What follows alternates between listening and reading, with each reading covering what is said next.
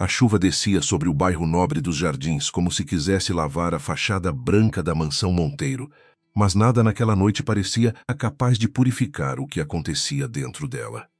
Helena Rocha estava parada no meio do closet, segurando uma camisa social de Rafael entre os dedos, sentindo o perfume feminino que não era seu subir do tecido como uma afronta silenciosa.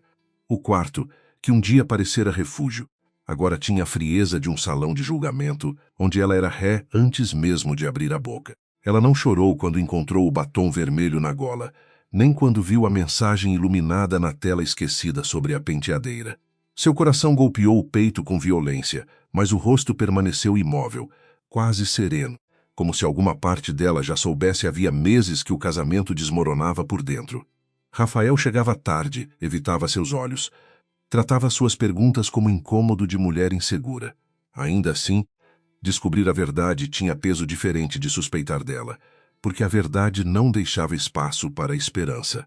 Helena caminhou até a escrivaninha e abriu a gaveta onde guardava antigas planilhas da empresa, documentos que ela mesma organizara quando Rafael ainda não tinha secretária, investidores ou arrogância suficiente para esquecer quem o ajudara a levantar o primeiro escritório. Entre recibos e contratos, havia cópias de transferências que ela separara por instinto, desconfiando da pressa com que ele insistira para que assinasse papéis sem ler. Agora, olhando aqueles nomes, aquelas datas e aqueles valores, entendeu que a traição não começara na cama de outra mulher, mas no desvio cuidadoso de tudo que também era dela.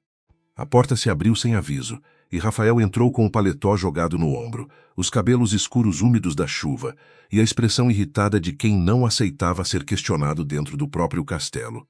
Atrás dele, com passos lentos e deliberadamente elegantes, veio Marcela Duarte, usando um vestido claro que contrastava com a noite pesada.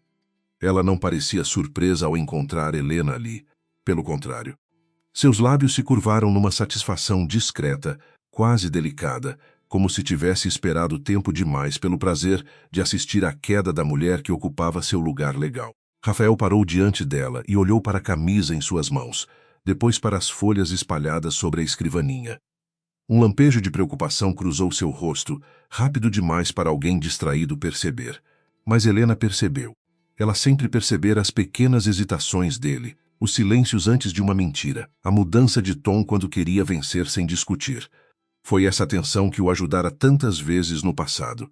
Agora, a mesma atenção revelava que ele temia mais os papéis do que a dor que acabara de causar. Você mexeu nas minhas coisas, disse Rafael, com uma calma fabricada que não escondia a ameaça. Helena colocou a camisa sobre a cadeira, alisando o tecido como se encerrasse um gesto doméstico comum. Nas suas coisas, Rafael, ou nas nossas, respondeu ela. Marcela soltou uma risada baixa, fina como vidro se partindo. Que constrangimento, Helena. Depois de tantos anos tentando parecer indispensável, você ainda não entendeu que algumas mulheres só são úteis enquanto ficam quietas. A frase entrou no quarto como fumaça venenosa. Helena ergueu os olhos para Marcela pela primeira vez naquela noite. Viu nela mais do que beleza, viu cálculo. Marcela não era apenas a amante que se encantara pelo poder de Rafael. Era alguém que estudara cada fraqueza da casa, cada ausência, cada rachadura emocional, e entrara por elas com a paciência de quem invadia sem arrombar portas. Rafael, porém, parecia confundir ambição com amor, admiração com lealdade. Helena sentiu uma tristeza breve por ele, logo sufocada pela lucidez amarga de quem entende que piedade não salva ninguém da própria escolha. Eu quero saber há quanto tempo, disse Helena. A pergunta saiu baixa, mas firme. Rafael desviou o olhar para a janela, onde a chuva riscava o vidro em linhas tortas. Marcela respondeu antes dele, aproximando-se da penteadeira e tocando um frasco de perfume que Helena comprara numa viagem antiga. Tempo suficiente para ele perceber que merecia alguém à altura, disse ela. Tempo suficiente para cansar de uma esposa que sabe fazer contas, arrumar arquivos e servir café, mas não sabe inspirar um homem grande. Rafael não a interrompeu, e esse silêncio foi pior do que qualquer confissão. Helena sentiu o golpe atravessar anos inteiros de dedicação invisível. Lembrou-se de noites em que revisou contratos enquanto ele dormia no sofá, de reuniões em que sugeriu estratégias que ele depois apresentou como suas, de clientes difíceis que ela acalmou com uma voz serena, enquanto ele aprendia a posar como visionário. Cada memória parecia voltar não para pedir reconhecimento, mas para mostrar a extensão exata da injustiça que ela permitira em nome do casamento. Você transformou nossa vida numa vitrine, Rafael, disse Helena, recolhendo as folhas com cuidado. E agora quer me convencer de que eu nunca ajudei a construir nada. Ele avançou um passo, o maxilar rígido. Não dramatize. Esta casa está em meu nome, a empresa está em meu nome, e tudo que existe aqui veio do meu trabalho. Você teve conforto, roupas, viagens, respeito. Talvez fosse bom agradecer antes de bancar a vítima. A voz dele cresceu no fim, alimentada pela presença de Marcela, que sorria sem mostrar os dentes. Helena respirou fundo, sentindo o cheiro de madeira encerada e chuva, o perfume caro de Marcela misturado ao resto de intimidade destruída. Ela poderia gritar, jogar a camisa no rosto dele, citar cada madrugada de sacrifício. Mas algo dentro dela se recusou a oferecer aos dois o espetáculo da sua humilhação. A dor era imensa, porém não seria usada contra ela. Com movimentos lentos, juntou os documentos mais importantes, colocou-os numa pasta de couro antigo e caminhou até a cama, onde havia uma mala pequena guardada sob a colcha. Marcela arqueou as sobrancelhas, claramente decepcionada pela falta de escândalo. Vai embora tão fácil assim, querida? Perguntou, como se a palavra querida fosse uma lâmina embrulhada em seda. Helena abriu a mala e colocou dentro poucas peças, uma fotografia de sua mãe, um caderno de capa azul e a pasta. Não vou disputar migalhas com quem confunde posse com vitória, respondeu. Rafael soltou um riso seco. Você não tem para onde ir. Sem mim vai durar uma semana. Talvez 2, se alguém tiver pena. A frase deveria esmagá-la, mas apenas confirmou o que ela precisava saber. Rafael não a via como pessoa, e sim como extensão descartável da própria imagem. Durante anos, Helena aceitara a sombra por acreditar que a luz dele também era sua. Naquela noite, porém, percebeu que permanecer significaria desaparecer completamente. Fechou a mala sem pressa, escutando o zíper como o som definitivo de uma sentença. Quando se virou, Rafael bloqueava o caminho, alto, elegante, convencido de que a simples presença bastaria para fazê-la recuar. Deixe essa pasta, disse ele. Helena apertou a alça contra o corpo. São meus documentos pessoais. Ele estreitou os olhos. Não seja ridícula. Você nem sabe o que está levando. Marcela se aproximou dele, tocando seu braço com intimidade ensaiada. Amor, não perca tempo. Ela quer sair daqui fingindo dignidade. Amanhã estará ligando, pedindo desculpas, implorando por uma conversa. Helena viu Rafael relaxar ao ouvir aquilo. A confiança dele nas palavras de Marcela era quase infantil, uma vaidade alimentada por alguém que sabia exatamente como conduzi-lo. Então me deixe sair, disse Helena. Se sou tão insignificante, nada que eu leve pode importar. O silêncio caiu pesado. Rafael olhou para a pasta mais uma vez e ela confirmou, pela segunda vez naquela noite, que os papéis tinham valor. Não todos, talvez. Nem mesmo Helena entendia ainda o alcance daquilo. Mas havia recibos de pagamentos estranhos, contratos com assinaturas repetidas, uma sequência de empresas desconhecidas que apareciam como fornecedoras e desapareciam logo depois. Bastava pouco para que a verdade começasse a respirar fora daquela casa. Rafael deu passagem, mas segurou o pulso dela quando Helena passou. O gesto não chegou a machucar, porém trouxe consigo anos de autoridade disfarçada de proteção. Helena olhou para a mão dele em sua pele, depois para seu rosto. Solte-me. A voz dela não tremeu. Por um instante, Rafael pareceu surpreendido, como se aquela mulher calma diante dele fosse alguém que nunca conhecera. Talvez nunca tivesse conhecido mesmo. Ele soltou devagar, tentando transformar recuo em desprezo. Marcela riu outra vez, mas agora havia algo nervoso no som. No corredor, as luzes amarelas faziam as paredes parecerem mais longas. Helena passou pela galeria de fotos do casal, imagens escolhidas para vender felicidade a visitantes, parentes e investidores. Em uma delas, Rafael a abraçava diante do primeiro escritório, ainda pequeno, com paredes descascadas e esperança demais para caber na moldura. Ele sorria como homem apaixonado. Ela, ao lado, segurava uma pasta idêntica àquela que levava agora. A ironia quase a fez parar, mas continuou. Aquela versão de Helena merecia ser lembrada, não obedecida. A governanta Lúcia apareceu junto à escada com os olhos vermelhos e as mãos apertadas no avental. Tinha ouvido o suficiente para entender, e sua tristeza era sincera. Dona Helena murmurou. Rafael surgiu atrás com Marcela, impaciente. Não faça cena, Lúcia. Ela decidiu sair. Helena desceu os degraus sem responder de imediato. Ao chegar ao último, tocou de leve o braço da funcionária. Cuide de si, disse apenas. Havia mais naquela frase do que despedida, porque Helena sabia que todos naquela casa dependiam do humor de Rafael para sobreviver. O hall principal exibia mármore, flores brancas e um lustre que Rafael comprara depois do primeiro grande contrato, quando começou a acreditar que luxo era prova de merecimento. Helena lembrava-se do dia em que o instalador quase caiu da escada e ela correu para ajudar, enquanto Rafael reclamava do atraso da entrega. Agora, aquele brilho parecia falso, uma claridade fria sobre algo apodrecido.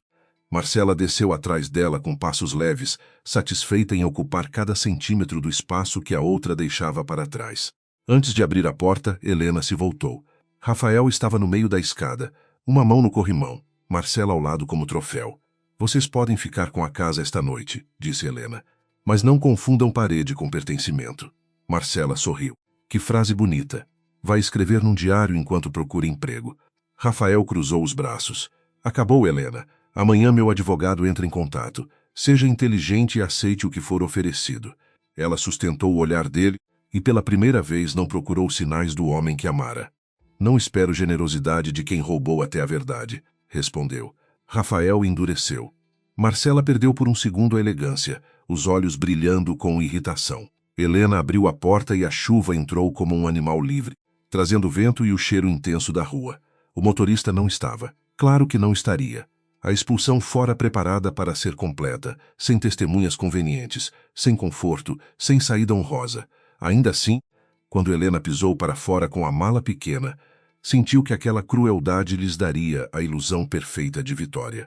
O portão automático demorou a abrir, e ela caminhou sob a chuva até a calçada, protegendo a pasta com o próprio corpo. A mala molhou, seus sapatos escorregaram nas pedras, o cabelo grudou no rosto. Nenhuma dessas pequenas humilhações importava tanto quanto o silêncio que vinha da casa. Ninguém a chamou, ninguém hesitou. Atrás das janelas iluminadas, Rafael e Marcela talvez brindassem, talvez se beijassem, talvez rissem da mulher que acreditavam ter reduzido a nada. Helena não olhou para trás até ouvir o portão fechar. Na rua, os carros passavam levantando água, indiferentes ao drama particular de uma mulher empurrada para fora da própria vida. Helena caminhou até a avenida, onde conseguiu abrigo sob a marquise de uma farmácia fechada. Só então permitiu que o corpo tremesse. Não era choro ainda. Era choque, frio, raiva, a soma brutal de todas as palavras que não dissera. Apertou a pasta contra o peito e pensou na mãe, que costumava dizer que dignidade não impedia a dor, mas impedia que a dor escolhesse o caminho. Ela ligou para 3 pessoas. A primeira não atendeu. A segunda, uma antiga amiga do casal, ouviu sua voz e prometeu retornar, mas Helena soube pelo tom que Rafael chegaria antes com sua versão. A terceira foi Dona Celeste, viúva de um contador que conhecera Helena anos antes em uma palestra sobre gestão.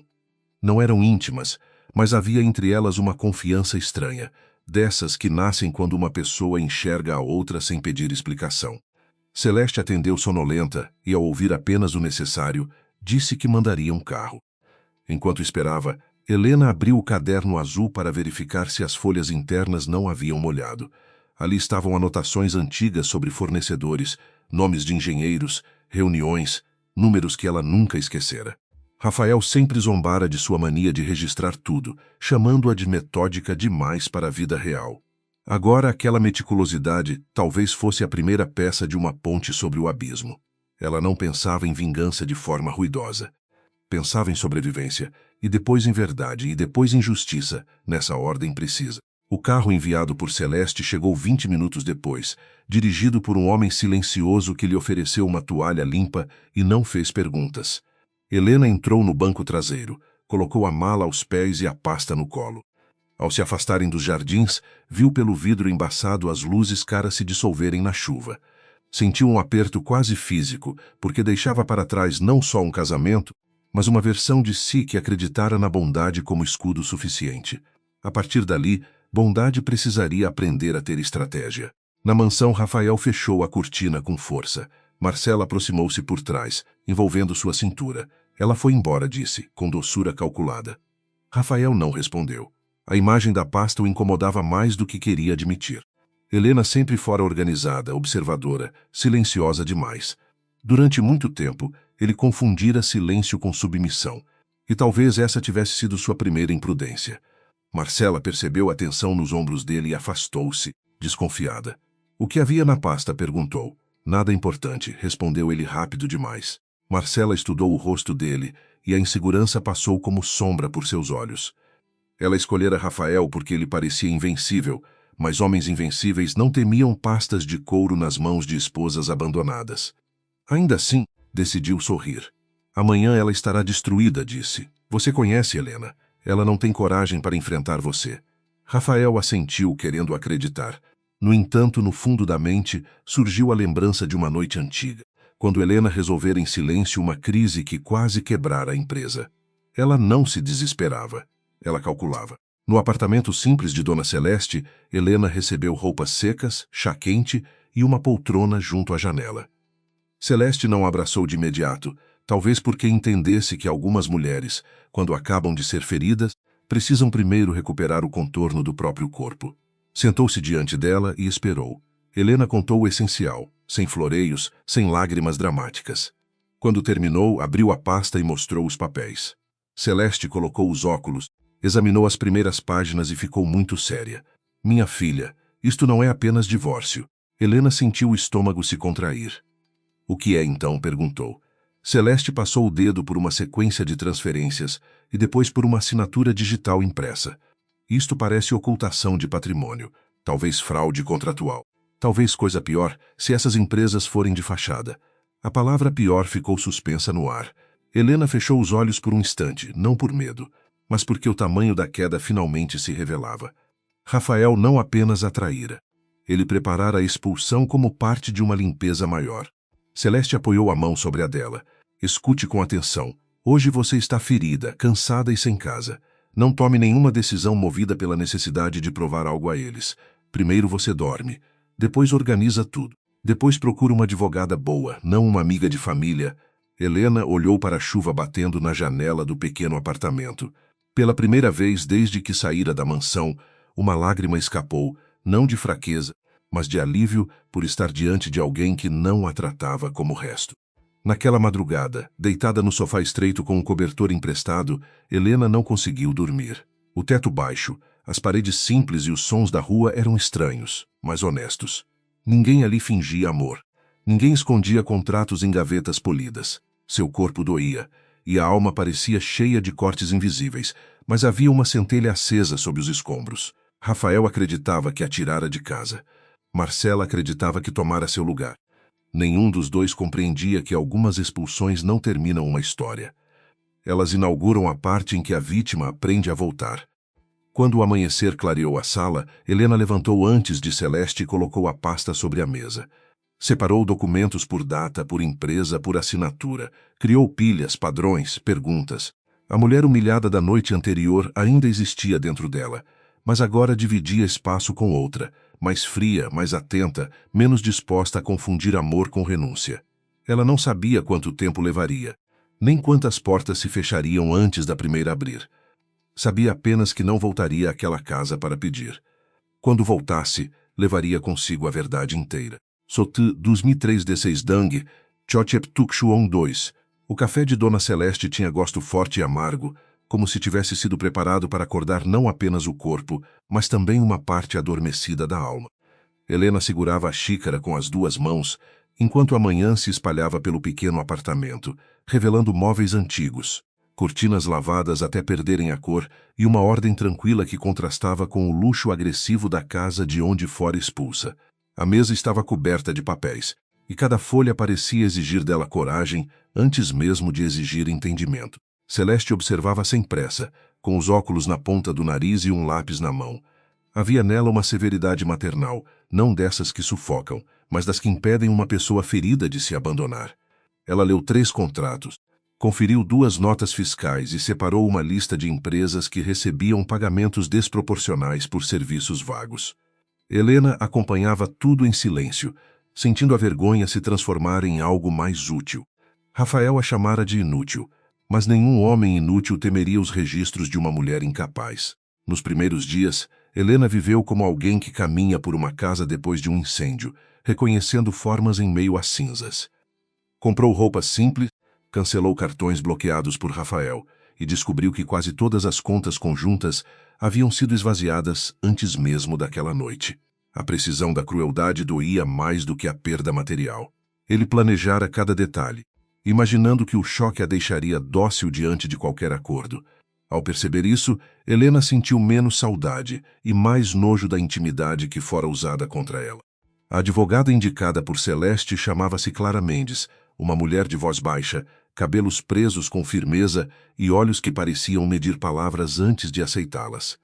Seu escritório ficava em um prédio antigo no centro, sem mármore nem recepcionistas sorridentes, mas com arquivos impecáveis e uma parede coberta de livros marcados por uso real. Clara ouviu Helena sem interromper, examinou os documentos e fez perguntas precisas sobre datas, assinaturas, propriedades e reuniões. Ao final, não prometeu vitória.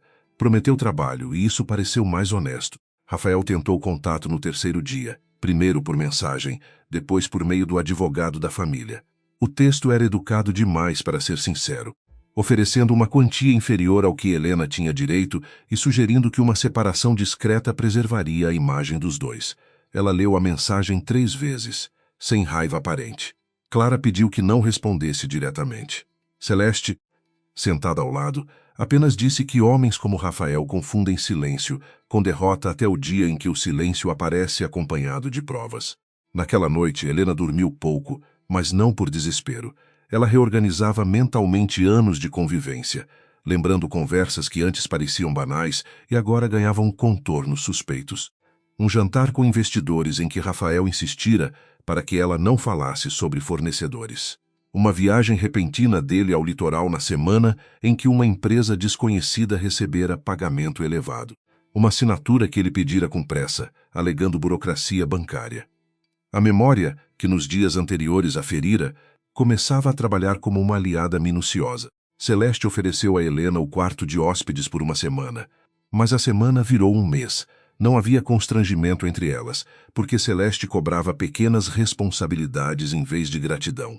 Helena lavava a louça, fazia compras, organizava recibos antigos da viúva e, aos poucos, reencontrava a dignidade nos gestos comuns. Descobriu que sobreviver também era uma forma de disciplina. A cada manhã em que levantava sem enviar mensagem a Rafael, algo dentro dela ficava menos dependente da versão que ele criara para aprisioná-la. Clara entrou com as primeiras medidas legais para impedir novas transferências de patrimônio e solicitar acesso a documentos societários. Rafael reagiu com indignação calculada, acusando Helena de ressentimento e tentando pintá-la como esposa desequilibrada diante de conhecidos em comum. Algumas pessoas se afastaram sem perguntar nada. Outras enviaram frases mornas, pedindo paz e maturidade, como se justiça fosse falta de elegância. Helena apagou quase todos os contatos do antigo círculo social e percebeu que perder certas presenças era apenas limpar a sala para respirar melhor. A primeira audiência foi breve, mas marcante. Rafael chegou impecável, cercado por 2 advogados caros e pela arrogância tranquila de quem ainda acreditava controlar o cenário.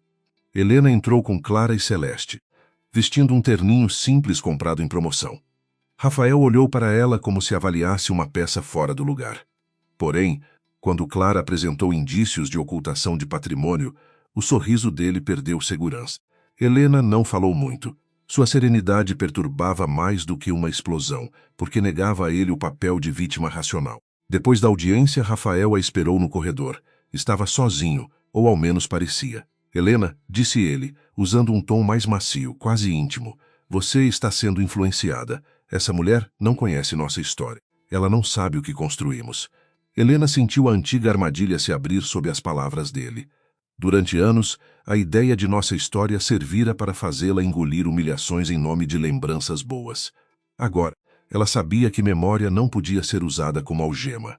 O que construímos, Rafael, você tentou enterrar. Ele aproximou-se um pouco, baixando a voz. Você não vai vencer. Mesmo que encontre alguma coisa, vai gastar anos, dinheiro e saúde. Para quê? Para provar que está magoada. Helena fitou o homem que um dia amara e viu apenas cansaço por trás da pose. Não era força, era medo treinado para parecer comando. Ela respondeu sem elevar o tom. Não estou tentando provar minha dor. Estou tentando provar seus atos. Clara surgiu ao lado dela antes que ele falasse de novo. e Rafael recuou com um sorriso duro. A vida prática, porém, não se resolvia com frases firmes. Helena precisava trabalhar. Seu currículo era estranho para o mercado, cheio de experiência real sem cargos oficiais proporcionais. Durante anos, Rafael impedira que seu nome aparecesse onde sua competência brilhava, dizendo que uma família não precisava disputar créditos. Ela enviou dezenas de candidaturas, recebeu poucas respostas e ouviu de um recrutador que talvez fosse melhor buscar algo administrativo modesto. Na saída daquela entrevista, sentiu a humilhação arder, mas também reconheceu o tamanho do sistema que teria de enfrentar. Foi Celeste quem sugeriu outro caminho. Você não precisa pedir autorização para saber o que sabe, disse ela, empurrando uma caixa de antigos livros contábeis para o lado. Comece pequeno. Revise documentos de pequenos empresários. Organize controles. Encontre problemas antes que virem desastres. Helena hesitou, ainda presa à ideia de que precisava de uma porta aberta por alguém poderoso. Celeste percebeu e bateu de leve na mesa. Minha filha, quem passou anos sustentando castelo alheio já sabe levantar parede própria. Falta apenas cobrar por isso. Assim nasceu a primeira versão de seu trabalho independente, sem logotipo elegante, sem escritório e sem promessa grandiosa. Helena ofereceu serviços de organização financeira, revisão de contratos e análise de riscos para pequenos negócios indicados por Celeste. O primeiro cliente foi um dono de padaria ameaçado por dívidas que ele mesmo não compreendia. Em 2 semanas, Helena encontrou cobranças duplicadas, renegociou prazos com fornecedores e criou um controle simples que salvou o caixa do mês. O homem chorou ao agradecer, e ela quase chorou também. A notícia circulou devagar, pela confiança humilde de quem recomenda alguém porque foi realmente ajudado. Veio uma costureira com problemas de estoque, depois uma clínica pequena com contratos mal redigidos, depois uma cooperativa de entregadores explorada por cláusulas confusas. Helena ouvia cada cliente com atenção absoluta, porque reconhecia neles algo de si mesma. Pessoas honestas, cansadas, cercadas por papéis que alguém mais poderoso usava como labirinto. Ela não tinha ainda uma empresa formal, mas já possuía algo mais raro, um método e um propósito. Enquanto isso, Clara avançava com a investigação patrimonial. As empresas ligadas a Rafael formavam uma rede complexa, com nomes neutros e endereços compartilhados, algumas abertas poucos meses antes de grandes contratos. Celeste ajudava a cruzar dados públicos, ensinando Helena a observar padrões sem pressa. Uma fornecedora de materiais cobrava valores altos por produtos nunca entregues. Uma consultoria recebia por estudos inexistentes. Um imóvel no litoral passara por uma sequência de vendas entre pessoas relacionadas. Quanto mais Helena entendia, menos sua expulsão parecia impulso de adultério. Marcela aparecia nas redes sociais como rainha de uma vida recém-conquistada. Fotografias em restaurantes, viagens, eventos beneficentes e legendas sobre recomeços felizes chegavam a Helena por conhecidos que ainda acreditavam fazer favor ao mostrar. Ela aprendeu a não abrir. Certa tarde, porém, viu sem querer uma imagem de Marcela na varanda da antiga casa, usando um colar que pertencera à mãe de Helena. O golpe foi silencioso e profundo. Celeste encontrou a imóvel diante da tela e tomou o celular de sua mão com delicadeza firme. Não entregue a ela seu dia inteiro por causa de uma foto, disse Celeste. Helena respirou, mas a raiva veio quente, quase juvenil. Era da minha mãe. Celeste assentiu, sem minimizar. Então um dia você recupera. Mas hoje você tem uma reunião em 20 minutos e 2 famílias dependendo do seu trabalho. A frase devolveu Helena ao chão. Ela lavou o rosto, prendeu o cabelo e saiu. Naquele dia entendeu que vingança podia distrair, enquanto justiça exigia presença constante, inclusive quando a ferida pedia espetáculo. Os meses seguintes foram uma escola severa. Helena enfrentou clientes que desconfiavam de sua juventude, homens que pediam para falar com alguém mais técnico, bancos que a tratavam como acompanhante dos próprios clientes. Em cada situação ela respondia com números, documentos e uma calma que desarmava deboche. Não tentava parecer dura, mas competente. A diferença era importante.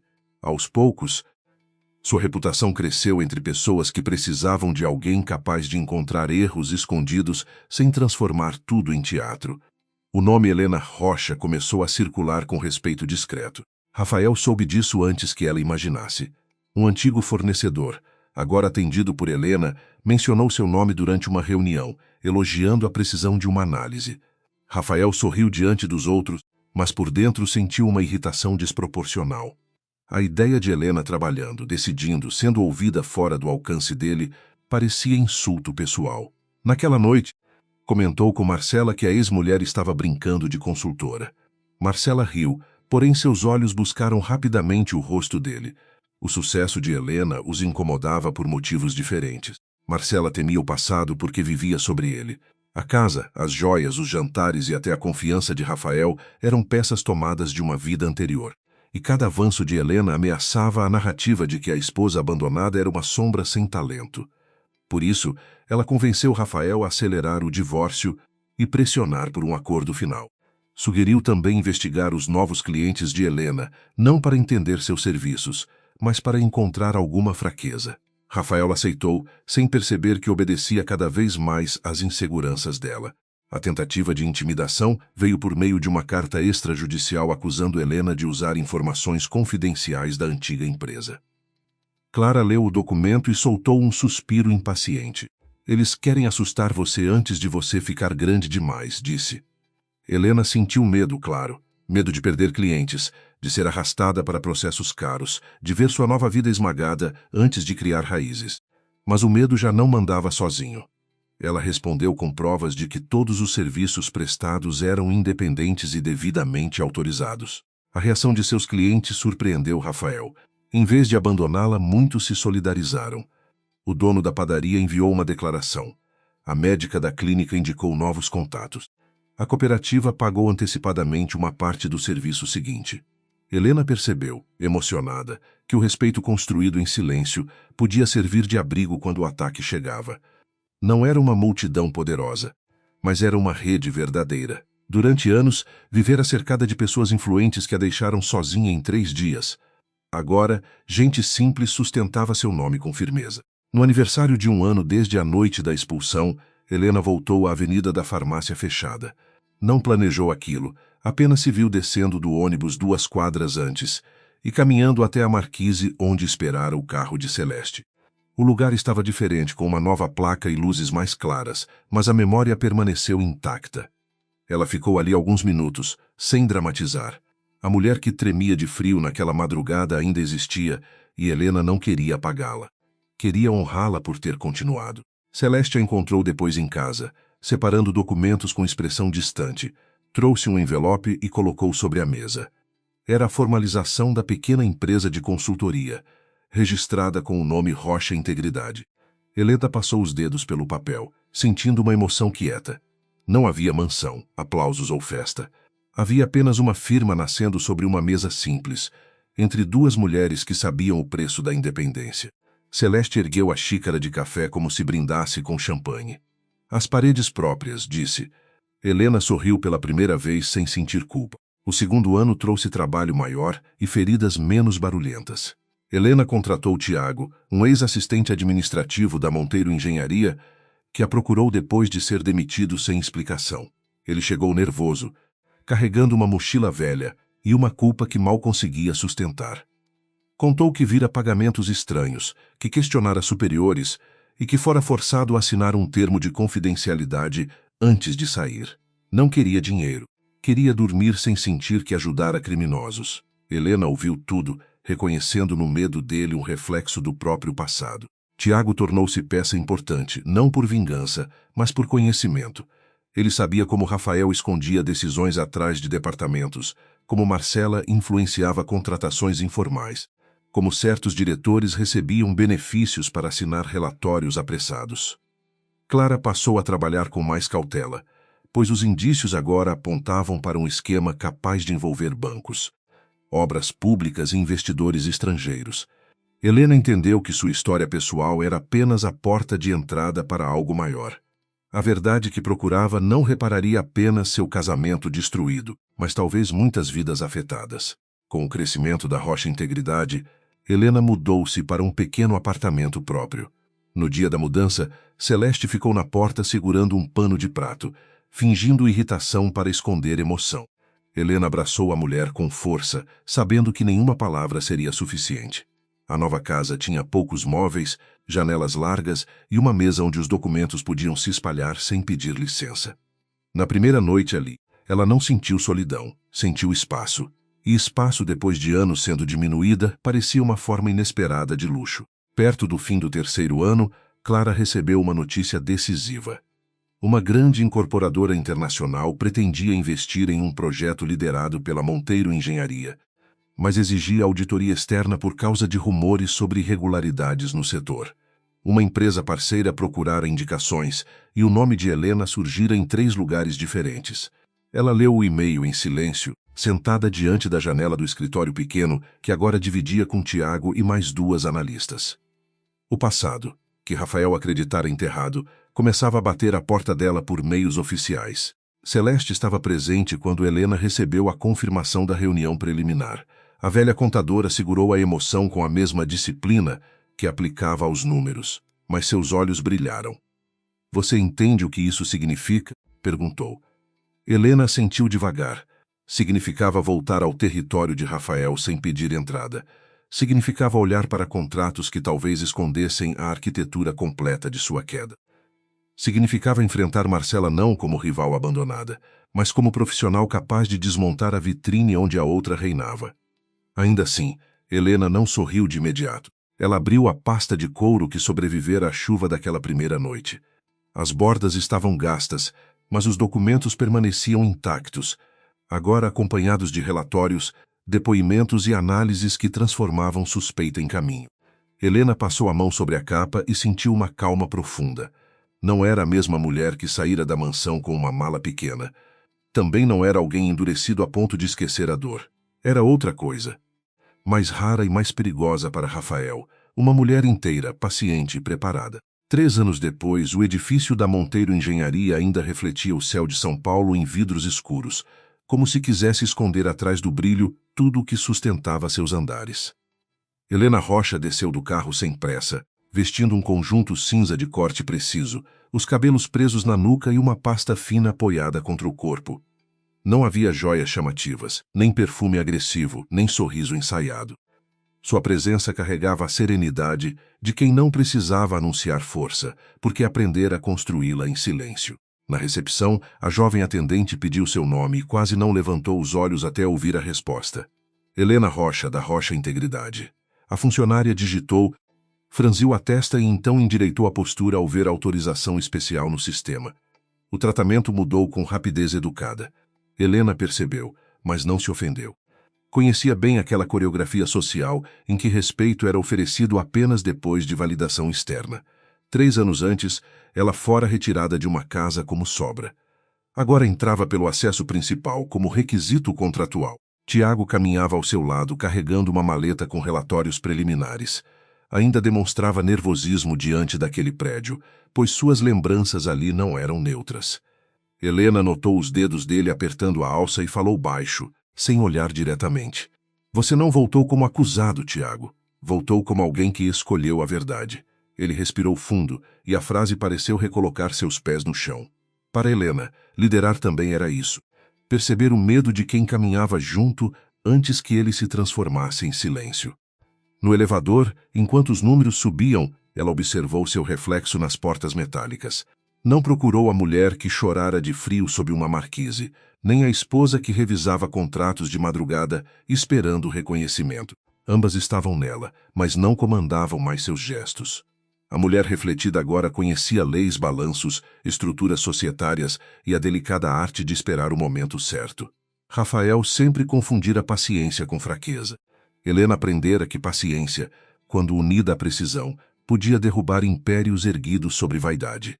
A sala de reuniões ficava no último andar, com vista ampla para a cidade e uma mesa comprida de madeira escura.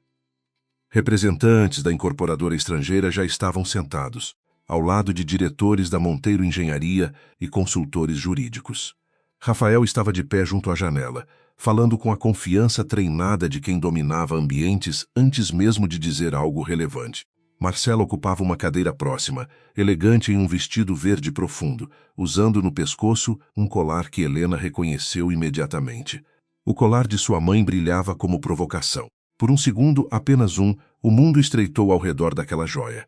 Helena lembrou as mãos maternas fechando o fecho atrás de 25 anos, a voz dizendo que certas heranças não eram de ouro, mas de coragem. Marcela tocava o colar como quem tocava uma conquista.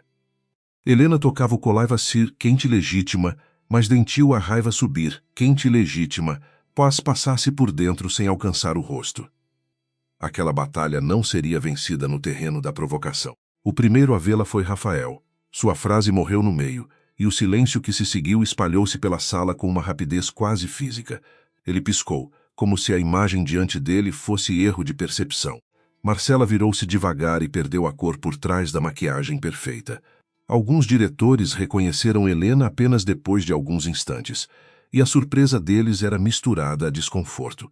A esposa apagada, que saíra da casa Monteiro numa noite de chuva, estava ali como especialista escolhida para examinar seus números. Helena caminhou até a cabeceira reservada à equipe de auditoria e cumprimentou o grupo com formalidade.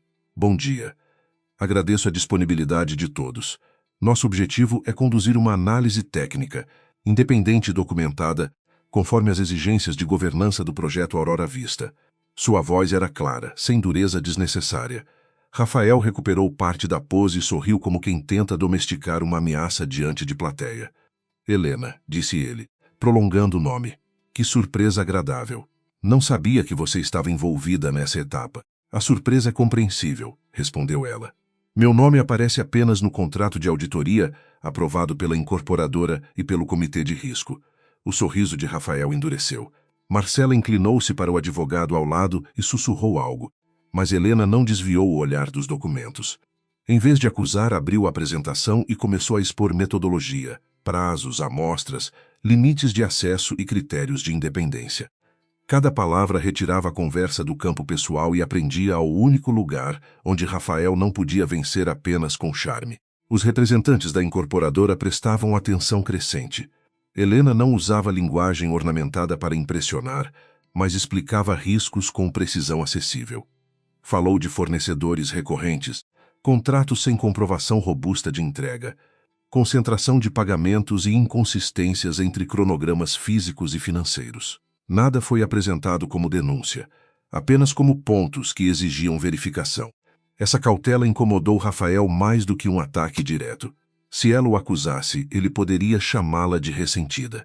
Ao tratar tudo como procedimento, ela o obrigava a responder como profissional. Quando a reunião fez uma pausa, Marcela aproximou-se perto da mesa de café, segurando uma xícara que não pretendia beber.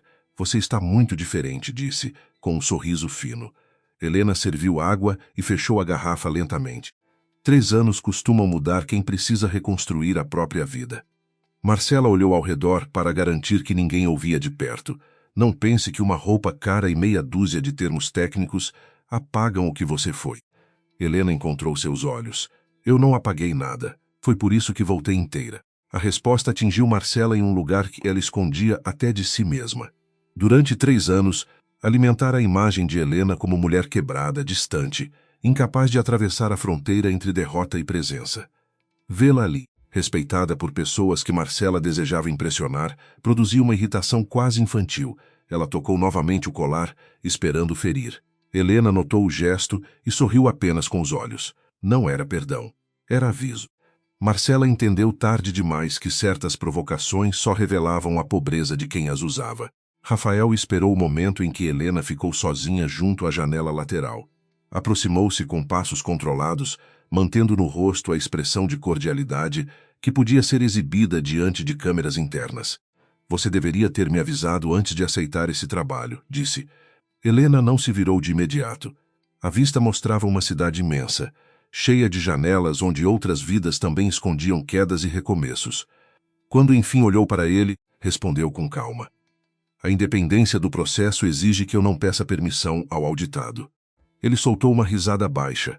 Ainda fala como se estivesse em tribunal. Helena, nós tivemos problemas, mas isso não precisa virar guerra. Há gente grande envolvida nesse projeto. Você pode se machucar se confundir passado com competência. A frase revestida de conselho trazia a mesma ameaça de sempre. Ela reconheceu o mecanismo e sentiu quase curiosidade por sua própria ausência de medo. Rafael, disse, há 3 anos você me ensinou uma coisa importante. Quem tem algo a perder deve cuidar melhor do que assina. O rosto dele se fechou. Você acha que encontrou alguma coisa? Acho que devo verificar tudo que me for entregue, respondeu ela.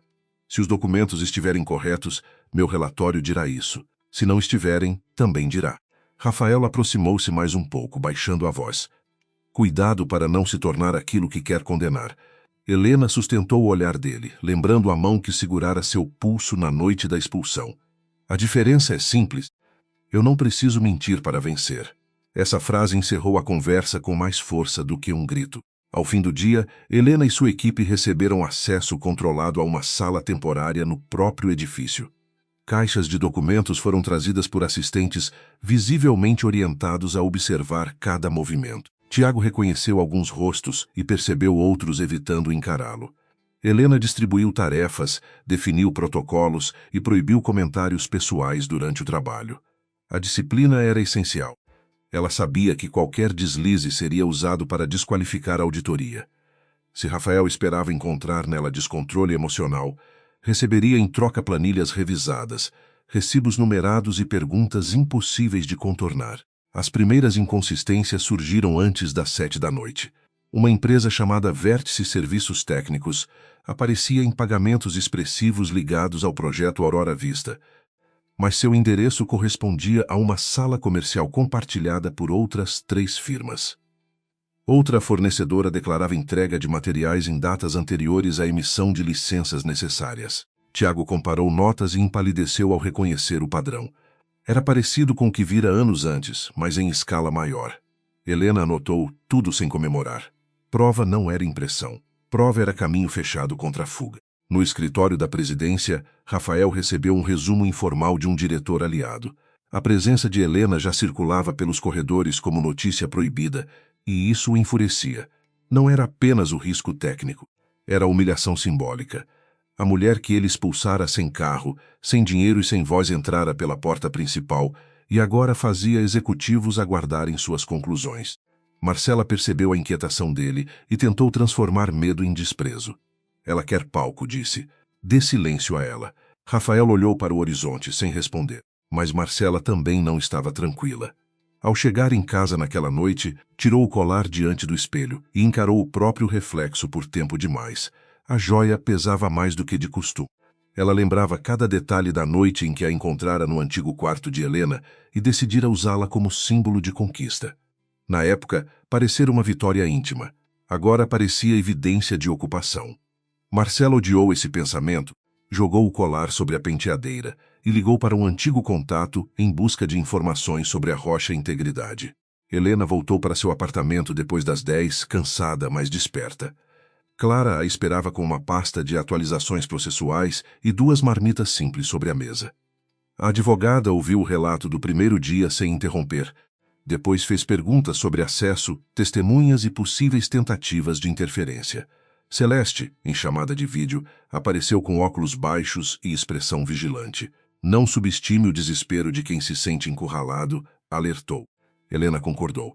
Rafael podia parecer racional, mas sua vaidade ferida sempre escolhera a ofensiva. Na manhã seguinte, a Monteiro Engenharia tentou limitar o acesso de Helena a certos arquivos, alegando confidencialidade estratégica.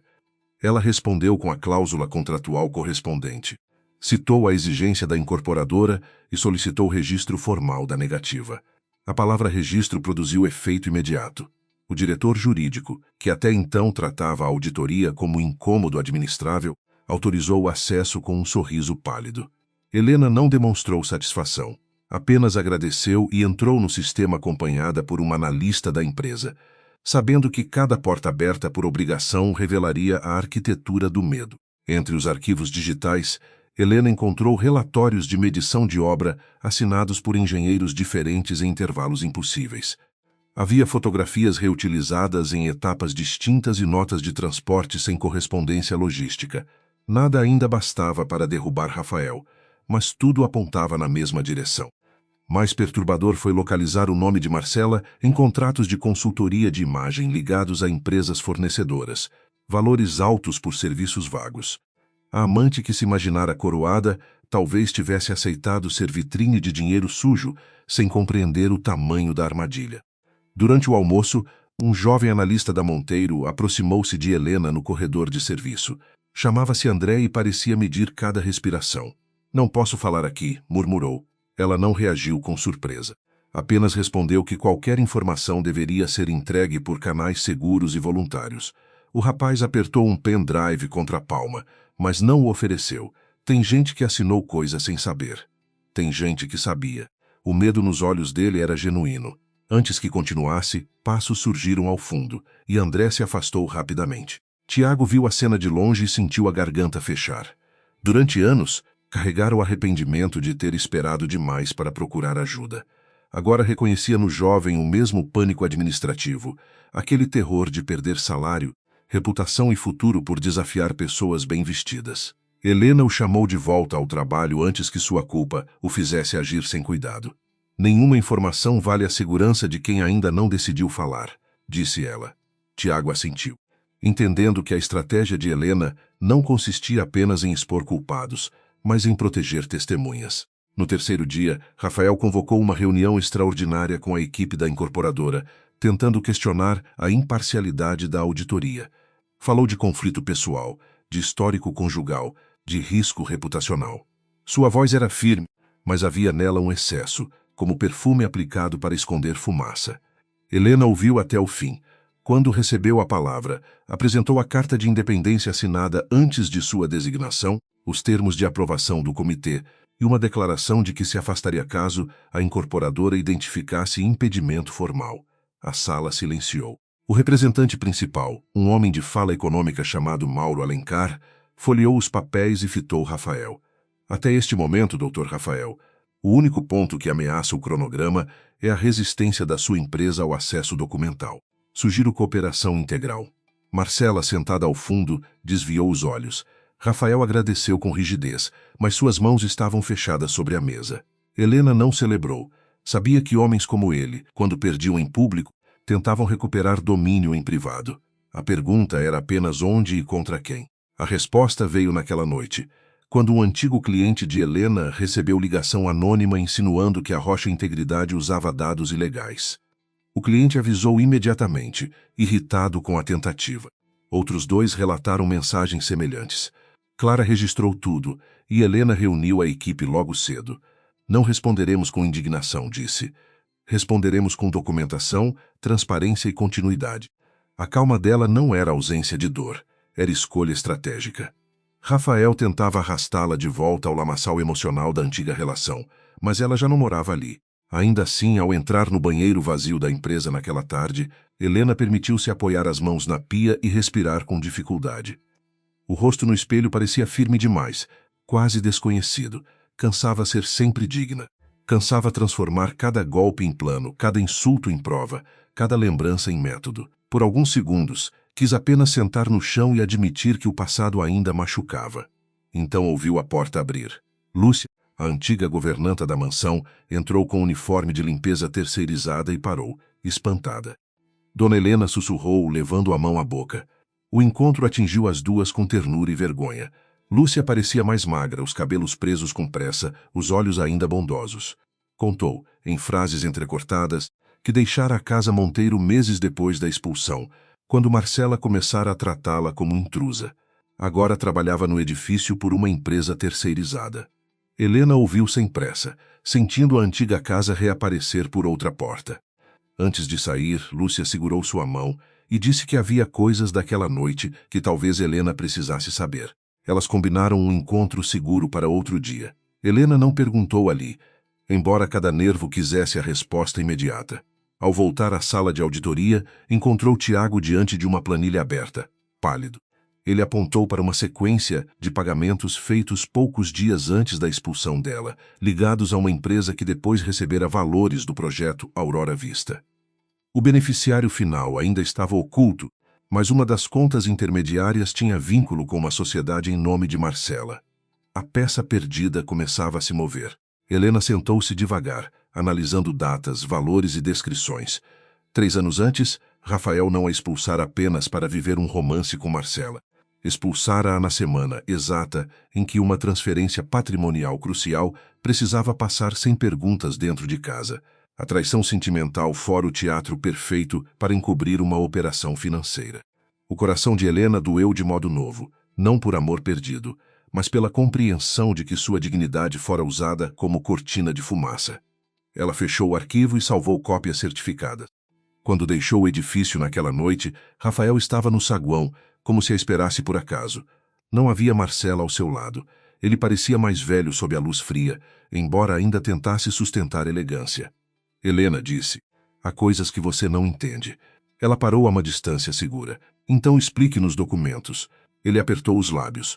"Você está mexendo em interesses maiores do que eu." A frase poderia ser ameaça ou confissão. Helena sentiu o peso dela, mas não recuou. Melhor ainda, a verdade também precisa ser maior do que nós dois. Helena passou a noite seguinte sem dormir, mas não havia desordem em sua vigília. Sobre a mesa do apartamento, as cópias certificadas dos pagamentos formavam uma linha temporal que começava antes de sua expulsão e avançava até o projeto Aurora Vista. Clara revisava cláusulas legais. Tiago cruzava dados de fornecedores e Celeste, mesmo distante, acompanhava por chamada de vídeo com a atenção afiada de quem conhecia o cheiro de fraude antes que ela ganhasse nome. Ninguém celebrava. Cada descoberta aumentava o risco, e Helena sabia disso. O encontro com Lúcia foi marcado em uma padaria simples perto da estação, onde o barulho das xícaras e dos ônibus ajudava a esconder conversas delicadas. A antiga governanta chegou usando um casaco gasto, olhando para os lados como quem ainda obedecia a medos antigos. Helena não a apressou. Pediu café, empurrou um pão de queijo para perto dela e esperou. Lúcia chorou antes de falar, envergonhada por não ter feito mais naquela noite. Helena segurou sua mão e disse apenas que sobreviver também exigia escolhas difíceis. Lúcia contou que, horas antes da expulsão, ouvira Rafael discutindo com Marcela no escritório. Ele dizia que Helena não podia continuar dentro de casa até a assinatura final de alguns documentos, porque fazia perguntas demais e guardava cópias demais. Marcela sugerira transformar a descoberta do caso em escândalo controlado, para que todos acreditassem que Helena saíra por orgulho ferido, não por suspeita financeira. Lúcia não entendera tudo na época, mas lembrava-se de uma frase de Rafael: "Depois que ela sair, ninguém olhará para os papéis." Helena ouviu sem interromper, embora cada palavra abrisse uma ferida antiga com precisão cirúrgica. Clara notava em silêncio, já avaliando o valor do testemunho. Tiago mantinha os olhos baixos, como se a confirmação do plano lhe trouxesse culpa renovada por ter trabalhado naquela empresa. Lúcia entregou também uma pequena agenda, encontrada meses depois atrás de uma gaveta do escritório da mansão. Trazia horários, iniciais e números de contas escritos pela mão de Rafael. Não era prova suficiente sozinha, mas podia ligar pessoas, datas e pagamentos. Quando saíram da padaria, Helena caminhou alguns metros sem falar. Clara acompanhou seu ritmo, paciente. "Você está bem?" perguntou enfim. Helena olhou para a rua cheia de gente apressada, para vendedores, motoristas, estudantes, vidas que não sabiam nada de sua queda. "Não", respondeu, "mas estou lúcida." A advogada sentiu, satisfeita com aquela honestidade. Estar bem era luxo para depois. Naquela etapa, lucidez bastava. Elas decidiram proteger Lúcia antes de usar seu relato, pois Rafael ainda tinha amigos capazes de transformar medo em ferramenta. A reação de Rafael não demorou. No dia seguinte, a Rocha Integridade recebeu uma notificação agressiva, acusando Helena de perseguição, violação de sigilo e tentativa de sabotagem comercial. Junto dela veio um boato plantado em sites menores, insinuando que a auditoria fora contaminada por vingança pessoal. A equipe ficou tensa, mas Helena reuniu todos na sala principal e distribuiu tarefas com voz firme. Clara responderia juridicamente. Tiago preservaria registros. As analistas fariam dupla conferência de cada arquivo. A melhor resposta a uma mentira bem vestida seria uma verdade sem falhas. Marcela, por sua vez, começou a perceber que o luxo ao redor estreitava como uma gaiola dourada. O advogado de Rafael pedira documentos de empresas em seu nome, e o tom dele não era mais de proteção, mas de controle. Ela descobriu que 2 sociedades usadas em repasses tinham sua assinatura digital vinculada a procurações amplas demais. Rafael dizia que era apenas formalidade, mas agora a palavra formalidade lhe parecia armadilha. Pela primeira vez, Marcela imaginou que talvez não tivesse tomado o lugar de Helena. Talvez tivesse ocupado uma cadeira preparada para culpas futuras. Numa noite tensa na mansão, Marcela confrontou Rafael diante da lareira apagada. Quero saber exatamente o que está no meu nome, disse ela, sem a doçura habitual. Rafael serviu uma dose de uísque e riu, mas seu riso saiu seco. Você queria participar da minha vida, Marcela. Agora participe sem fazer perguntas infantis. Ela ficou imóvel, ferida pelo desprezo que antes ele reservava a Helena. A percepção veio como bofetada silenciosa. O homem que humilhava uma mulher para exaltar outra não mudava de essência, apenas trocava de alvo. Na auditoria, Helena identificou uma sequência decisiva. A Vértice Serviços Técnicos recebera pagamentos por estudos estruturais que nunca foram entregues.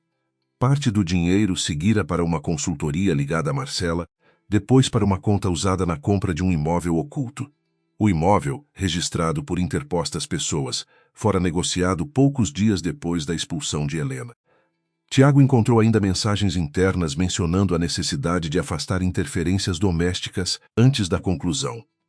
A palavra domésticas, fria e burocrática, fez Helena sentir vontade de rir e chorar ao mesmo tempo. A incorporadora marcou uma reunião de atualização para avaliar o andamento da auditoria. Rafael chegou preparado para atacar, acompanhado de advogados e diretores leais. Helena entrou com Clara, Tiago e 2 relatórios preliminares ainda selados. Mauro Alencar presidia a mesa com expressão grave. Antes que Rafael falasse, Helena solicitou que qualquer discussão sobre imparcialidade fosse registrada em ata, junto com todas as tentativas documentadas de limitar acesso a arquivos. A proposta simples mudou o clima. Quem quisesse acusá-la teria de assinar a própria acusação. Rafael tentou sorrir, mas seus olhos estavam duros. Estamos todos interessados na verdade, disse ele. Helena abriu a pasta e respondeu com serenidade. Excelente. Então começaremos pelos documentos ausentes. Projetou na tela uma lista de contratos sem comprovantes de entrega, notas com datas incompatíveis, relatórios duplicados e pagamentos a empresas vinculadas entre si. Não apontou crimes. Apontou inconsistências, uma a uma com datas, números e responsáveis formais. A sala ficou cada vez mais silenciosa. A técnica de Helena era cruel sem parecer cruel. Deixava os fatos falarem até que ninguém pudesse fingir surdez. Um diretor tentou interromper, alegando que obras grandes sempre tinham ajustes administrativos. Helena concordou que ajustes existiam, e então mostrou a diferença entre ajuste e padrão. Na sequência, exibiu gráficos de concentração de fornecedores e cruzamento de contas. Tiago apresentou uma trilha documental, com voz inicialmente trêmula, mas ganhando firmeza a cada página. Rafael observava como se procurasse uma brecha emocional para atacar. Não encontrou. Diante dele não estava a esposa ferida, mas uma profissional que transformara a própria dor em método verificável. Quando o nome de Marcela apareceu associado a repasses de consultoria, ela perdeu a postura por um segundo. Tentou falar, mas Rafael tocou seu braço sob a mesa, exigindo silêncio. Helena viu o gesto e compreendeu a dinâmica completa. Marcela, que um dia usara o toque de Rafael como prova de vitória, agora o recebia como ordem. Mauro pediu esclarecimento sobre aquelas consultorias. Rafael respondeu que eram serviços de posicionamento institucional, mas não apresentou entregáveis. Clara solicitou que a ausência fosse registrada. A caneta do secretário pareceu pesar toneladas. Após a reunião, Rafael seguiu Helena até o corredor reservado. Desta vez não havia sorriso social. Você passou dos limites, disse. Ela parou perto das janelas, onde a cidade se estendia indiferente. Meus limites estão no contrato e na lei. Ele aproximou-se com raiva contida. Você acha que vai sair limpa depois de destruir uma empresa? Helena o encarou sem recuar. Eu não destruo empresas, Rafael. Eu mostro rachaduras. Se o prédio cai, a culpa é de quem economizou na estrutura. Por um instante, ele pareceu odiá-la mais por sua calma do que por suas provas. A ameaça seguinte veio sem metáfora. Se continuar, pessoas que você protege podem perder muito. Helena entendeu Lúcia, Tiago, clientes pequenos, todos usados como alvos possíveis. Seu medo respondeu dentro do peito, mas sua voz permaneceu baixa. Está ameaçando testemunhas diante de câmeras de segurança. Rafael olhou para o canto do corredor e percebeu tarde demais a lente discreta. O erro o enfureceu. Helena não sorriu. Apenas deixou claro que cada gesto dele agora criava mais material. A arrogância, quando cercada, trabalhava contra o próprio dono.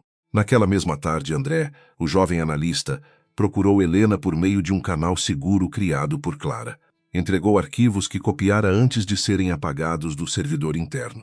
Havia mensagens entre diretores combinando emissão de notas, pedidos para alterar datas e instruções para manter Rafael informado fora dos registros oficiais. André tremia ao assinar seu depoimento, temendo nunca mais trabalhar no setor. Helena disse que coragem não era ausência de medo, mas decisão de não entregar a consciência para sobreviver mais confortável. Ele chorou em silêncio. Com os novos arquivos, Clara acionou medidas urgentes para preservar provas e comunicou órgãos competentes sobre risco de destruição documental. A incorporadora suspendeu temporariamente a assinatura final do projeto Aurora Vista, exigindo cooperação total da Monteiro Engenharia. A notícia caiu como bomba nos corredores. Investidores ligaram. Diretores se reuniram a portas fechadas. Funcionários cochicharam junto às máquinas de café. Pela primeira vez, o império de Rafael não parecia invulnerável. E como sempre acontece quando o poder treme, os leais começaram a calcular distâncias. Marcela tentou salvar-se de modo próprio. Procurou Helena no estacionamento, usando óculos escuros apesar do céu nublado. Não havia arrogância plena em sua postura, apenas um orgulho desesperado tentando permanecer de pé. Você quer me destruir porque ele escolheu a mim, disse. Helena guardou a chave do carro na bolsa e a observou com tristeza fria. Marcela, ele não escolheu você como se escolhe amor, ele escolheu utilidade. Você ajudou a me humilhar, mas também foi usada. A outra mulher empalideceu, ofendida por uma verdade que já suspeitava. Eu não sou vítima, rebateu Marcela. Helena sentiu. Não, mas talvez ainda possa decidir se continuará sendo cúmplice. A frase ficou entre elas como uma porta aberta e uma acusação. Marcela apertou a bolsa contra o corpo. Se eu falar, ele me destrói. Se não falar, respondeu Helena, talvez você descubra que ele já começou. Marcela virou o rosto, incapaz de sustentar aquele olhar. O colar da mãe de Helena não estava em seu pescoço naquele dia, e essa ausência dizia mais do que qualquer pedido de desculpa. Rafael perdeu o controle ao descobrir a conversa. Em casa, acusou Marcela de traição, vasculhou seu celular e exigiu que ela assinasse uma declaração assumindo responsabilidade por algumas consultorias. Ela leu o documento e viu, enfim, a armadilha escrita com tinta jurídica. A mulher que provocara Helena no closet anos antes sentiu o mesmo frio da expulsão rondar seus pés. Só então entendeu que o desprezo é uma casa sem portas. Quem entra acreditando mandar pode descobrir tarde demais que também está preso. No dia marcado para a apresentação preliminar ao conselho da incorporadora e aos sócios da Monteiro, a sala estava lotada. Havia tensão nos ternos caros, nos cochichos interrompidos, nos copos de água quase intocados.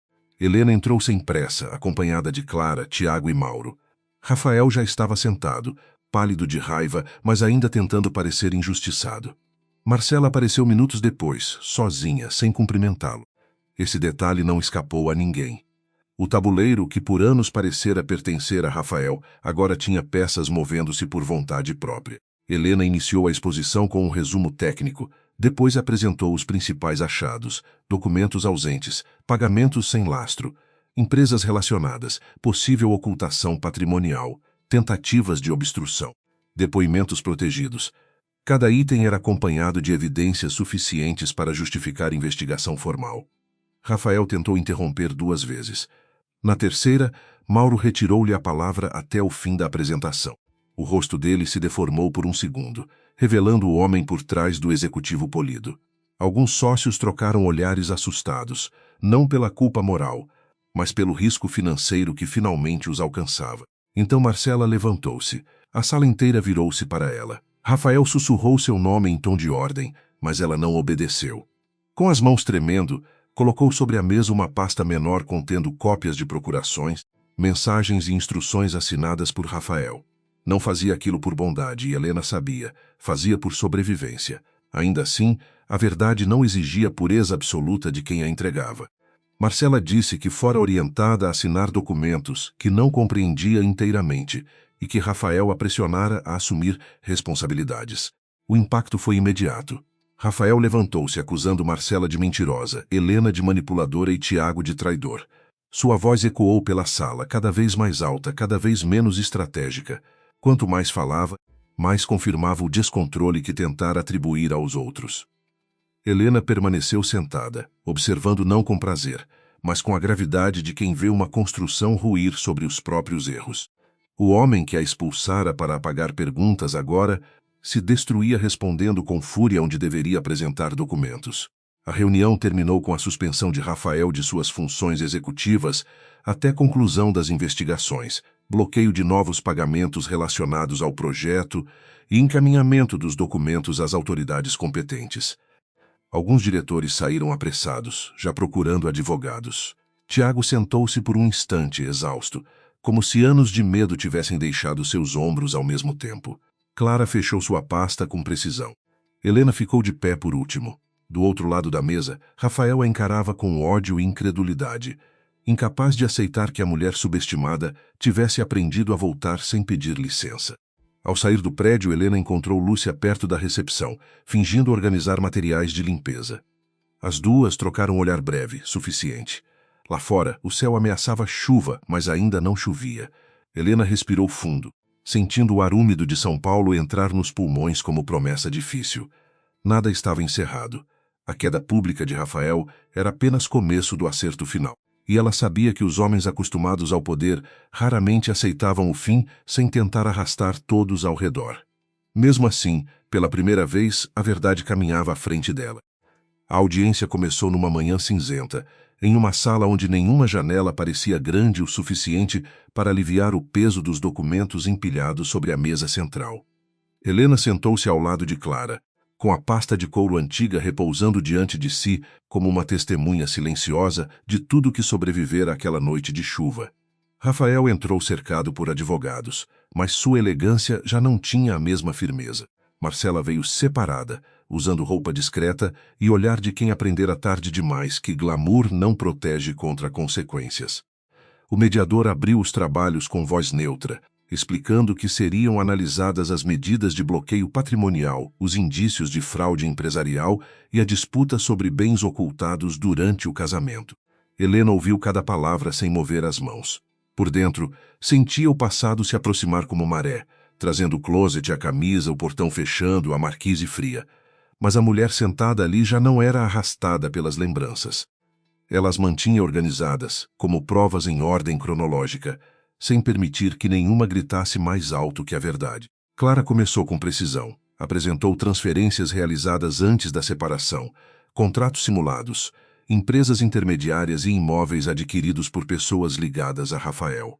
Explicou que Helena fora retirada da casa justamente no período em que as movimentações mais sensíveis ocorriam, não como resultado espontâneo de uma crise conjugal, mas como parte de uma estratégia para afastar quem poderia questionar documentos.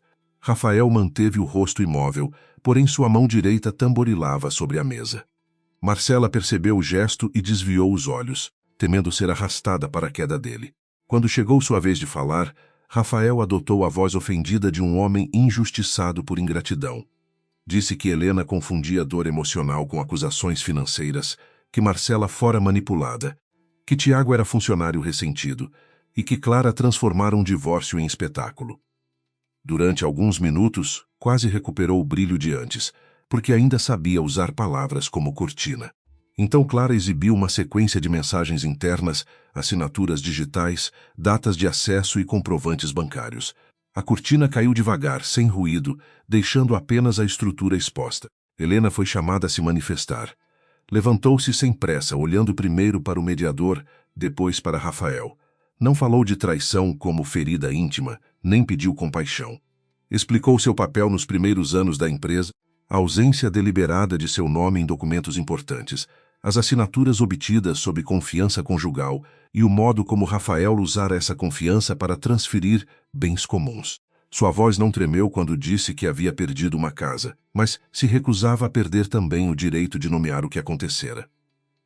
Marcela escutava com uma expressão cada vez mais pálida. Pela primeira vez, talvez compreendesse Helena não como rival, mas como prenúncio.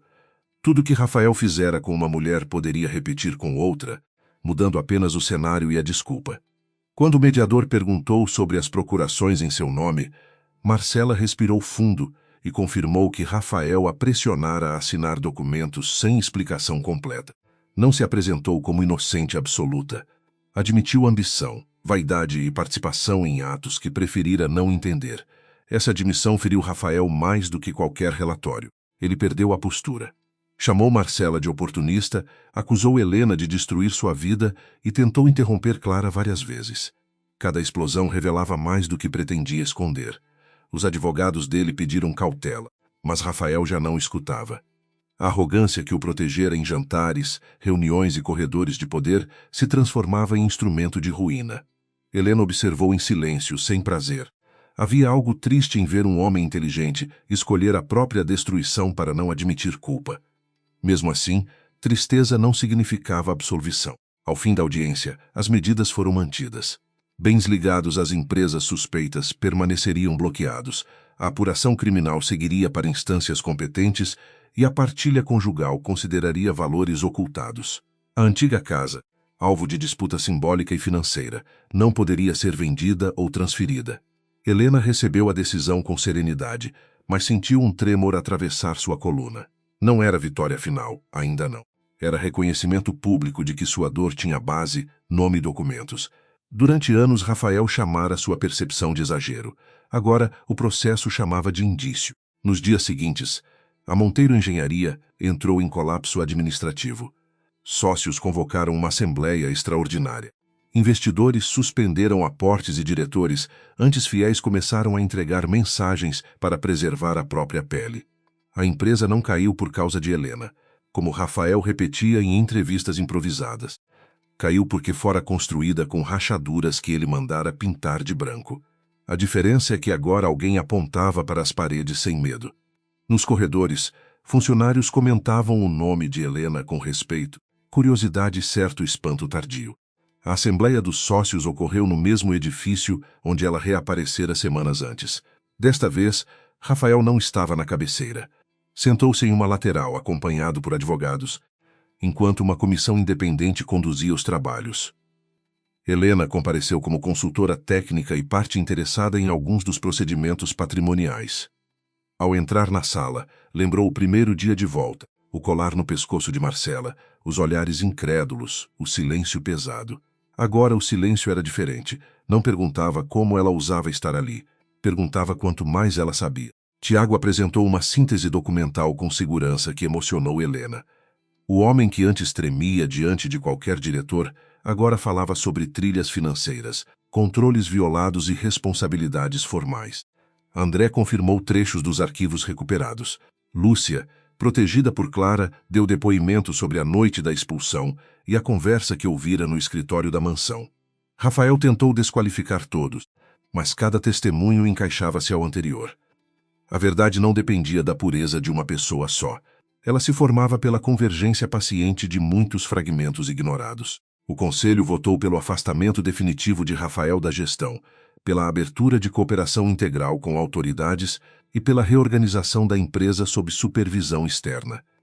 Alguns sócios fizeram discursos sobre ética, tentando parecer surpresos diante de práticas que provavelmente preferiram não enxergar enquanto os lucros vinham. Helena não os absolveu em pensamento, mas também não desperdiçou energia com desprezo. Sabia que sistemas corruptos raramente eram sustentados por monstros caricatos. Muitas vezes, bastavam pessoas convenientes, silenciosas e muito preocupadas com a própria posição.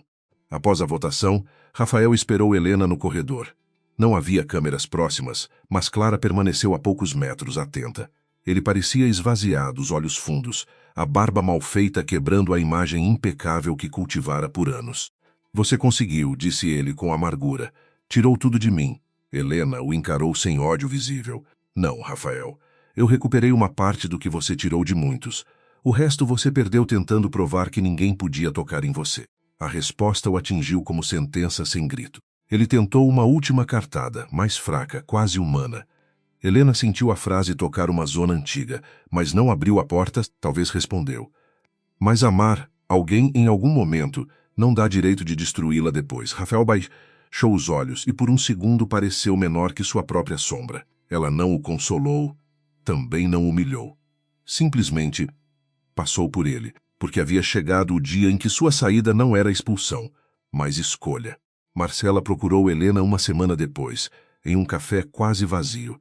Trouxe uma caixa pequena envolvida em papel azul. Dentro estava o colar da mãe de Helena, limpo, intacto e finalmente sem a presença invasiva de outro pescoço.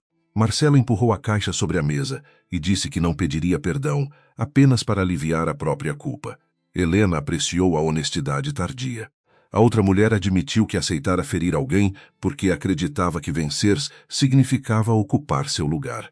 Agora sabia que lugares tomados dessa forma sempre vinham com veneno escondido. Helena pegou o colar, passando os dedos pelo fecho conhecido. Durante muito tempo imaginara esse momento acompanhado de triunfo, talvez uma frase cortante, talvez a satisfação de ver Marcela humilhada. Mas a realidade era mais silenciosa. A joia não devolvia os anos, nem apagava a chuva, nem curava todas as marcas. Devolvia apenas algo que nunca deveria ter sido tomado. Obrigada por trazer, disse Helena. Marcela assentiu, esperando mais alguma coisa, uma absolvição talvez. Helena não ofereceu. Certas dívidas não se pagavam com um gesto bonito. Com os meses, as investigações avançaram. Rafael respondeu por fraudes, ocultação de patrimônio e obstrução, enquanto acordos permitiram recuperar parte dos valores desviados. Marcela enfrentou consequências proporcionais ao que assinara, colaborando para reduzir danos, mas sem escapar da vergonha pública. A Monteiro Engenharia foi vendida em partes, e alguns projetos legítimos foram assumidos por outra gestão para não prejudicar trabalhadores e famílias dependentes das obras. Helena acompanhava tudo com atenção, sem confundir justiça com desejo de ruína total. Ela queria reparação, não terra arrasada. A Casa dos Jardins permaneceu fechada por quase um ano, até que a partilha e os bloqueios permitiram sua destinação. Helena poderia ter escolhido ficar com ela, transformá-la em troféu, caminhar pelos corredores como dona final de cada mármore ilustre. Em vez disso, decidiu vendê-la assim que legalmente possível e direcionar parte do valor a um fundo de apoio jurídico para mulheres que enfrentavam abuso patrimonial em divórcios. Clara ajudou na estrutura. Celeste chorou ao ler o documento, fingindo alergia para não admitir a emoção. Antes da venda, Helena voltou à mansão pela última vez. A tarde estava clara, sem chuva, e o portão abriu com um ruído que despertou nela lembranças físicas. Entrou sozinha, carregando apenas a chave e o colar da mãe no pescoço. O hall parecia menor. O lustre ainda brilhava, mas já não a intimidava. Caminhou pela escada, pelo corredor das fotografias removidas, pelo quarto onde sua vida antiga terminara. Nada ali parecia pertencer-lhe de verdade. Nem mesmo a dor desejava morar naquela casa para sempre. No closet vazio, Helena parou no ponto exato onde segurara a camisa de Rafael. Fechou os olhos e permitiu que a memória viesse inteira. A voz de Marcela, o desprezo dele, a mala pequena, a pasta protegida contra a chuva. Depois abriu os olhos e respirou sem peso. Não perdoava tudo, nem precisava, mas deixava de carregar a cena como sentença. A mulher expulsa naquela noite não fora fraca, fora traída, cercada e ferida. Ainda assim, sair andando. Isso, agora Helena entendia, já era uma forma de vitória. Lúcia a encontrou na saída, convidada para acompanhar a despedida. Estava melhor, empregada em uma empresa indicada por Helena e livre da sombra dos Monteiro. Tiago também apareceu, trazendo documentos finais para assinatura, e sorriu ao ver a antiga mansão sem poder sobre sua chefe. Celeste chegou por último, apoiada em uma bengala elegante que chamava de frescura necessária. As 3 pessoas que haviam ajudado Helena a atravessar o pior estavam ali, não como plateia de revanche, mas como testemunhas de libertação. Helena entregou as chaves à corretora ao entardecer. Quando o portão se fechou atrás dela, não houve sensação de perda. Houve espaço, como na primeira noite em seu apartamento próprio, só que maior e mais profundo. Celeste passou o braço pelo dela e perguntou para onde iriam. Helena olhou para a rua, para a cidade viva, para o céu começando a dourar. Para casa respondeu. Não se referia a paredes específicas. Referia-se à vida que escolhera construir sem pedir permissão a quem um dia tentara defini-la. Anos depois, a Rocha Integridade tornou-se referência em auditoria ética e proteção patrimonial. Helena ministrava palestras, mas nunca transformava sua história em espetáculo fácil. Dizia que reconstrução não era vingança com roupa bonita, e sim o trabalho cotidiano de recuperar a própria voz sem deixar que a amargura a comandasse. Em sua mesa mantinha a velha pasta de couro, não como lembrança de sofrimento, mas como prova de que detalhes importam. Uma mulher atenta a pequenos papéis havia derrubado uma mentira grande demais. Numa manhã de primavera, ao sair do escritório, Helena recebeu uma mensagem de Clara, informando que a última etapa do processo fora concluída. Não havia mais pendências relevantes, nem recursos capazes de alterar a reparação principal. Helena guardou o celular e caminhou até uma praça próxima, onde crianças corriam entre árvores e vendedores anunciavam café. Sentou-se em um banco, tocou o colar da mãe e sorriu para o sol. Não era o sorriso de quem esquecera. Era o de quem lembrava sem sangrar. Rafael se tornara uma notícia antiga, citado às vezes como exemplo de ascensão e queda. Marcela desaparecera dos círculos sociais que antes a veneravam, tentando reconstruir uma vida mais discreta e menos brilhante. Helena não acompanhava seus destinos com curiosidade. O centro de sua existência já não era o castigo de quem a feriu, mas a expansão daquilo que ela podia criar. Essa foi sua verdadeira volta. Não retornar para caber no espaço antigo, mas aparecer diante de todos como alguém que nunca mais aceitaria ser reduzida. Naquela tarde, antes de voltar ao escritório, Helena passou pela avenida onde ficava a marquise da antiga farmácia. O lugar havia virado uma pequena livraria, com vasos na entrada e luz quente nas vitrines. Ela parou por alguns segundos, reconhecendo o ponto exato onde esperara encharcada, segurando uma pasta contra o peito. Então entrou, comprou um caderno de capa azul e escreveu na primeira página uma frase simples. Ninguém me devolveu a vida. Eu a reconstruí. Depois fechou o caderno e seguiu adiante inteira.